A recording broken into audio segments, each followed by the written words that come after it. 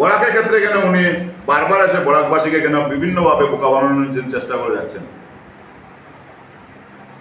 মুখ্যমন্ত্রী কি ভাবছেন যে বরাকের মানুষ কি অশিক্ষিত, বরাকের মানুষ কি মানে কিছু বুঝে না, বরাকের মানুষ কি মানে উন্নয়ন সম্বন্ধে ওয়াকিবহাল নয়? যে বারবার এসে মুখ্যমন্ত্রী বিভিন্নভাবে বরাক উপত্যকার মানুষকে ওনার যে একটা বৈষম্যমূলক আচরণ, বরাকের মানুষকে উনি বোকা বানিয়ে কিভাবে নতুন নতুন করে একটা লালিপপ দিয়ে যান। আজকে শিববাড়ি রোডে এলিভেটেড করিডোর আজকের থেকে 2 মাস আগে জল সম্পদ মন্ত্রী এসেছিলেন বন্যার দেখার জন্য, তখন শিববাড়ি রোডে গিয়ে আপনাদের সম্মুখে জনসাধারণকে বলেছিলেন যে 20 দিনের মধ্যে কাজ শুরু হবে। আজকে 2 মাস যাওয়ার পরে এলিভেটেড করিডোরের কোনো খবর নেই।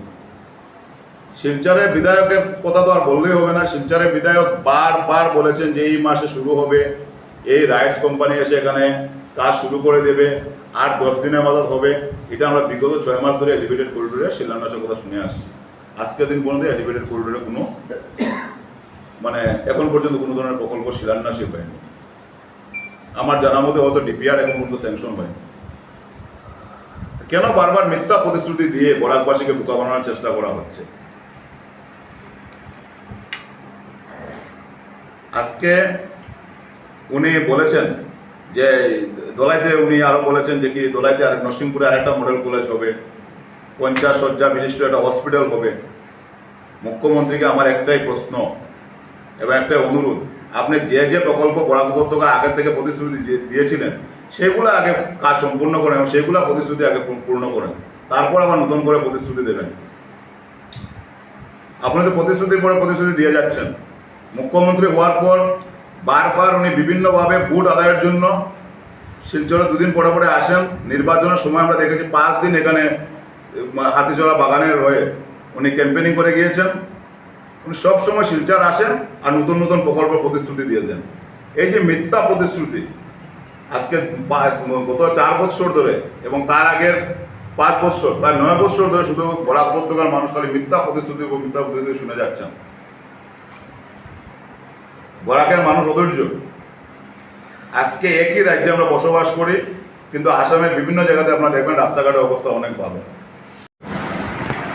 এই মুখ্যমন্ত্রী হেমন্ত বিশ্ব শর্মা মুখ্যমন্ত্রী হওয়ার পর প্রত্যেক জায়গায় জায়গায় উনি ক্যাবিনেট মিটিং পাতার সিদ্ধান্ত নিয়েছিলেন এবং ঠিক সেই হিসাবে কাছাড় জেলাতেও ক্যাবিনেট মিটিং গোটা অনুষ্ঠান করে কোটি কোটি টাকা ব্যয় করে কাছাড় জেলাতেও করা হয়েছিল, ক্যাবিনেট মিটিং করা হয়েছিল আজকে থেকে প্রায় 1 বছর আগে। এবং সেই ক্যাবিনেট মিটিং ওনাদের প্রত্যেক জেলা জেলা করে একটাই উদ্দেশ্য ছিল, ওনারা যারা জনগণকে বলেছিলেন যেখানে ক্যাবিনেট মিটিং করবে সেই জায়গার উন্নয়ন নিয়ে ওনারা বেশি প্রাধান্য পাবে সেই ক্যাবিনেট মিটিংয়ে।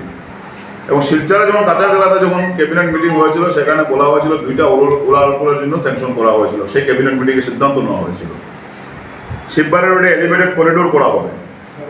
আজকে 1 বছর পরে এসে মুখ্যমন্ত্রী বলছেন যে জনগণের মতামত নিয়ে জনসভার আয়োজন করে জনসাধারণ যদি চান তাহলে উড়ালপুল করা সম্ভব হবে।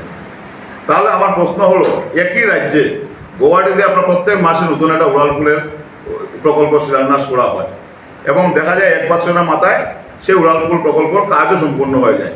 সেই জায়গা থেকে জনসভা করে এক একটা মানে নতুন নতুন করে কি উড়ালপুল বানানো হচ্ছে। আজকে মুখ্যমন্ত্রী নতুন করে এসে ঘোষণা করে যাচ্ছেন যে প্রত্যেক বিধানসভাতে 10,000 করে নতুন হিতাধিকারীকে দেওয়া হবে, আবার দোলাইয়ের জন্য 15,000। তার মানেটা কি, দোলাইতে উপনির্বাচন আছে, নতুন করে কিভাবে দোলাইবাসীকে আবার কিভাবে নতুন করে উনি বোকা বানানোর জন্য সেখানে 5,000 বেশি দিয়ে দিলেন। উনি যদি মুখ্যমন্ত্রী আর সমগ্র আসামের মুখ্যমন্ত্রী হয়ে থাকেন, 126টা সমষ্টি যদি উনি মুখ্যমন্ত্রী হয়ে থাকেন, দোলাইতে কেন 15,000 দেওয়া হবে, অন্য সমষ্টিতে কেন 10,000 হিতাধিকারীকে দেওয়া হবে?